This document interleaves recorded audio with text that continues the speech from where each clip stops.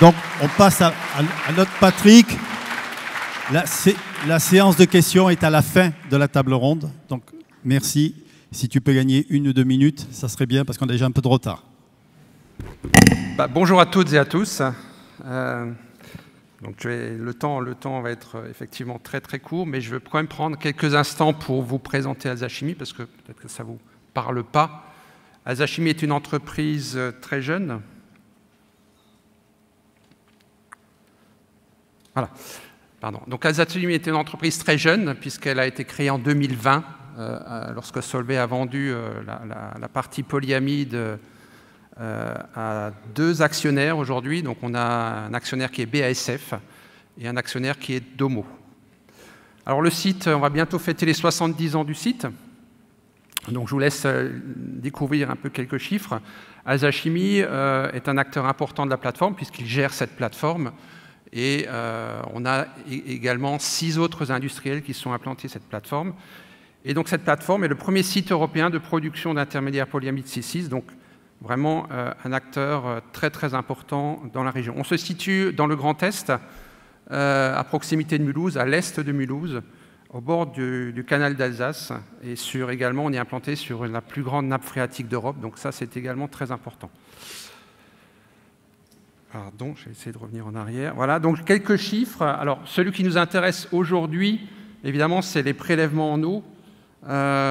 Donc, sur des années de production, de pleine production, lorsqu'on est à pleine capacité, la plateforme, ça représente à peu près 170 millions de mètres cubes de prélèvement. Je parle bien de prélèvement puisque, Patrick l'a un petit peu déjà dit, dans nos cas, les procédés, c'est du refroidissement de procédés qu'on réalise avec cette eau. Et on rejette au milieu naturel 95% de cette eau. Alors, 170 millions de mètres cubes, pour vous donner un petit peu une image, hein, c'est l'équivalent, on remplit une piscine olympique en 10 minutes. Voilà, donc ça permet également de voir un petit peu les enjeux. Au niveau du contexte, donc on est concerné par le plan eau du gouvernement, donc 2023, hein, avec des engagements très forts qui ont été pris par Alza-Chimie. On est allé au-delà de l'engagement, on fait partie du top 50 des préleveurs d'eau en France au niveau industriel. Et donc on s'est engagé à réduire nos prélèvements de 15% en 2030 par rapport à l'année de référence qui a été retenue 2019. Alors on rentre concrètement là dans les actions qui sont en cours ou qui ont été réalisées sur Alza-Chimie. Donc quand on engage des actions, on est toujours sur 3 axes. Hein. Donc on a un axe très technique, donc on peut travailler sur la partie procédé. On a également du comportemental, donc on a également des actions qui ont été réalisées là-dessus, et puis également sur ce qu'on appelle le management de la performance, et là c'est plutôt de l'organisationnel. Donc là, un des premiers points, alors ça peut paraître très évident de travailler sur les fuites, alors fort heureusement sur la plateforme on est très peu concerné, mais c'est un point qu'il faut évidemment prendre en compte, puisque globalement en France, alors c'est pas que sur l'industrie, hein, on évalue aujourd'hui, alors avec des situations très très disparates, à peu près à 20% les fuites qu'on peut avoir sur des réseaux. Surtout si on a en plus un site industriel très ancien, et donc c'est un point qu'il faut regarder. Alors soit on va aller concrètement regarder avec toutes les techniques qui existent ce qu'on peut voir en termes de fuite, ou alors on fait comme nous aujourd'hui également, on fait une balance entre l'entrée et la sortie. Et donc effectivement, en termes de prélèvement, on regarde si tout ce qu'on prélève, qui est bien sûr très bien contrôlé, très bien mesuré, est compatible avec ce qui ressort dans nos rejets.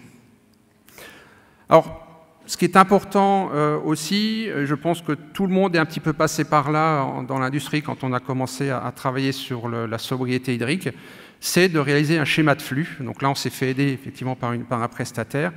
Ça peut paraître là aussi évident, mais quand on a une plateforme ancienne avec énormément de consommateurs, il faut vraiment faire une étude approfondie qui permet d'avoir cette vision, aller au plus près des consommateurs pour vérifier ce qui est utilisé et comment c'est utilisé.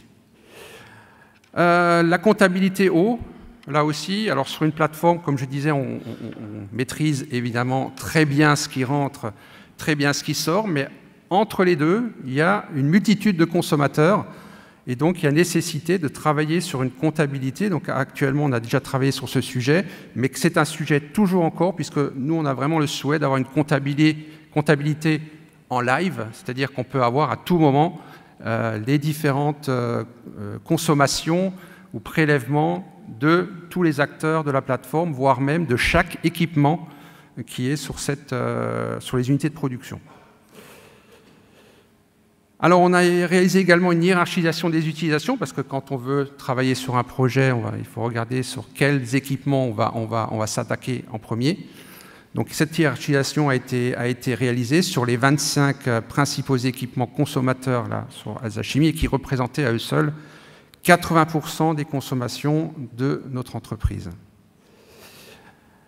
Sur la partie... donc, il y a un groupe de travail qui a été créé. Alors, on l'a rappelé, hein, la chimie, c'est la science de la transformation de matière. On consomme beaucoup d'énergie. Il faut ensuite donc, des montées en température, des montées en pression. Il faut ensuite refroidir ces fluides. Et donc, on a commencé à travailler sur ces équipements, principalement des échangeurs de chaleur, sur lesquels on fait un focus particulier et on regarde comment améliorer la performance de ces échangeurs, comment mieux contrôler le pilotage de ces échangeurs. Et là, on a actuellement plusieurs projets qui sont en cours. Certains sont déjà terminés sur Alsa-Chimie. Les moyens de mesure, très important également à ne pas négliger. Certaines consommations internes n'étaient pas mesurées, donc nécessité de mettre en place des compteurs. Et également vérifier si ces compteurs qui existent sont justes. Et donc ça, c'est un point sur lequel on continue également à travailler. La partie réutilisation de l'eau, donc ça également, on en a un petit peu parlé. Hein, donc là, il y a des fiches projets, hein, chaque fois qu'ils sont affichés, vous montrez comment ça s'articule. Et puis, donc la modification des procédés, j'en ai quasiment terminé. Là aussi, on travaille là sur des projets beaucoup plus long terme. On a déjà identifié un certain nombre d'investissements qui vont se faire à l'horizon 2030. Et à ne pas négliger les actions managériales, tout ce qui est sensibilisation du personnel, aussi bien dans les habilitations des opérateurs, les réflexions qu'on peut avoir en équipe. Et c'est vraiment un point important d'impliquer l'ensemble des collaborateurs de l'entreprise. Voilà, je terminerai juste par un petit message personnel au nom de l'industrie et de la chimie française. Bon, j'ai vu qu'il y avait beaucoup d'étudiants ou de lycéens dans la salle. L'industrie, en général, l'industrie de la chimie a besoin de vous. Donc je sais que certains d'entre vous sont bientôt vont faire les choix pour l'orientation. C'est un métier passionnant. Il y a plein de métiers dans la chimie, il y a plein de métiers dans l'industrie. Et je pense qu'il faut vraiment aller vers cette voie-là. Merci à tous. Merci Patrick. Alors, besoin de...